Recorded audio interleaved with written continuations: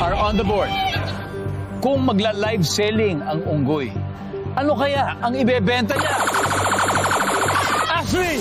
Saging! Nandiyan ba, saging? Ashley, pass or play? Play po, Let's go play this round. Let's go! Let's go! Galingan niya! Caprice, kung magla-live selling ang unggoy, ano kaya ibebenta niya? Damit! Basic talaga ang damit, ha? Nandiyan ba ang damit? Lena, kung magla-live selling ang unggoy, ano kaya ibebenta niya? Mga kuto. Pinagkakitaan niya yung kuto niya. Di ba? Malay mo, talagang very valuable yung kuto. Nandiyan ba ang kuto? Yo!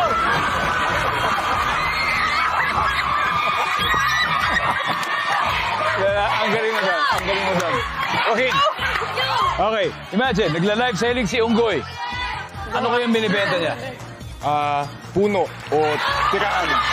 Puno. Nandiyan ba yan, puno? Wow! Ashley, isa na lang.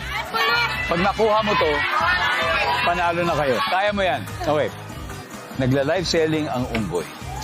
Ano kayang ibebenta niya, Ashley? For the win. Come on. Stuffed toy.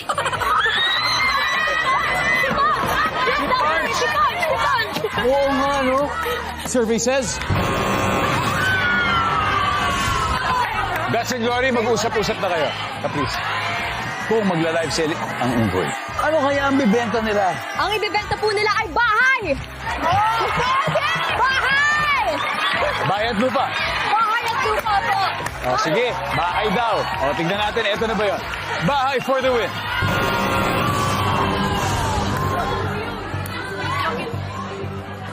Okay, Miguel. Kung magla-live selling ang unggoy, ano kaya binibenta niya? Tuyod? Yung pantanggal ng puto, yung supply. Princess? Yan po, supply to you. Crystal? What they said! Sure, 100%? 100%! Okay, Heath. Kung nagla-live selling ang mga unggoy, ano kaya ang bibenta nila? Heath, baka may iba ka sagot. Namay sir. Suyod. Suyod na. Tama. Okay. Nandyan ba ang suyod?